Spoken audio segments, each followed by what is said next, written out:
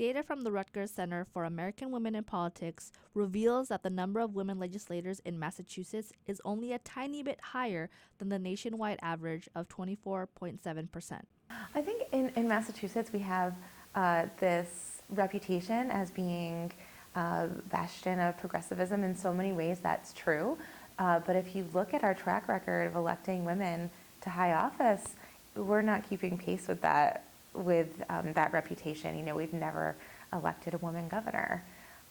We now have a woman U.S. Senator, of course, Senator Elizabeth Warren, but we only elected her in 2012. Among the 50 states, Massachusetts is ranked 23rd in terms of women in state legislature, below conservative states like Idaho and Montana. Researchers found that when they do run for elected office, female candidates win at the same rate as male candidates. The problem is, they're just not running. Women candidates often face biases that men don't. So I, at the time, was single and lived by myself, and that a number of people would ask me that in interviews and which one thing on the door is people want to get to know you, and that's fine, but sometimes people would ask in a more about as though it was a qualification of if you had a family or not.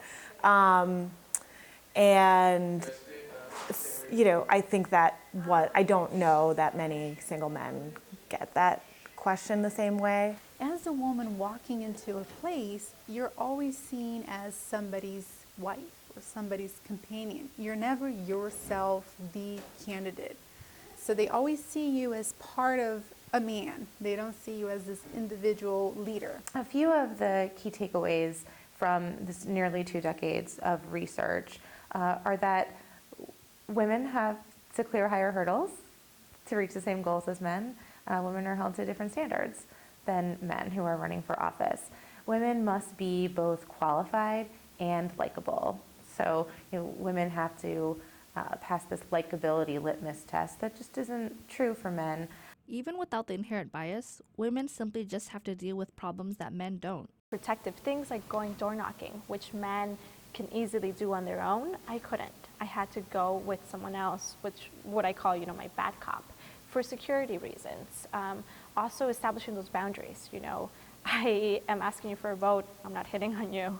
I'm not asking you to go out on a date. So establishing that, which I feel men don't have to do. Even in 2-parent families, often the woman will be the more primary caretaker of children, and I know women candidates who have kids where even if they have a husband who stays home or childcare, they'll get asked, why aren't you with your kids?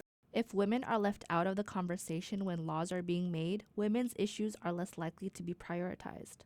A study published by the University of Oklahoma showed that female lawmakers introduced bills related to women, children, and family issues more than their male counterparts. To increase the number of female politicians in the state and eventually around the country, we need to start encouraging women to go into politics. There are a number of nonprofit organizations that are already doing this. Organizations like Emerge Massachusetts. We go across the Commonwealth finding diverse and talented and passionate women who should be in elected office. We train them wherever they're at. So if they're actively running for office, we have an intensive 2.5-day boot camp. If they're thinking about running within 1 to 5 years, they come to our 6-month training program where they meet 1 week in a month for 6 months and chart their plan. If they just want to be more politically involved, we have shorter workshops, 2 to 4 hours, which we do throughout the Commonwealth to give them the skills they need. Though Emerge only trains Democratic female candidates, the bottom line is to get more women in leadership positions in their communities. A program like Emerge provides both the tools and network that are often missing in the political playing field for women. We as women have a responsibility to promote other women, to find other women and help them if they're at all interested, and if necessary, pique their interest and hope that they will look at public service. Being an active member of society is something kids aren't taught anymore. This can affect how a child perceives their role in a functioning democracy, including young girls. Generation Citizen is one organization that is trying to inspire more kids to be civically engaged, collaborating with schools to integrate civic-driven projects into the classroom. Some of the face-to-face interactions with civic leaders happen in class, so leaders are invited in, and some happen after class in small groups. So maybe students, a small group of students will go and testify at a city council meeting, whereas the whole class could invite in their local representative and speak, present their idea and make their ask to them in class.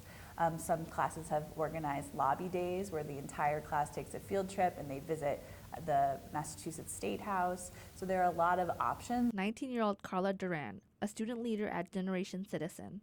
Last year, Duran and her classmates launched an anti-Islamophobia campaign after seeing one of her Muslim friends being bullied because of her faith. A way that the school could work with us and help those kids and find a place where the kids can go, or teach the other kids in school around about their religion and how they are and what things they do and what things they don't do.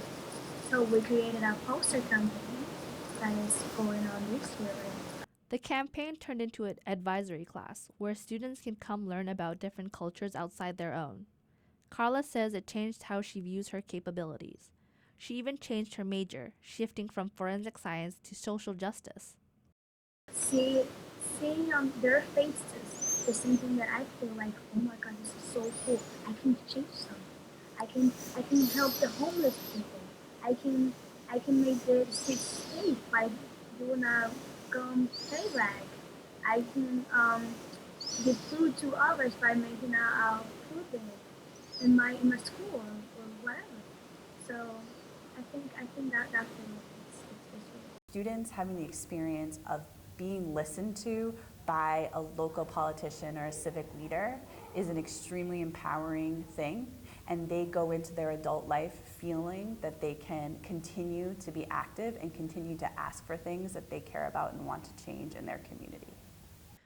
Planting the seed early is crucial for girls to blossom into confident leaders in their community.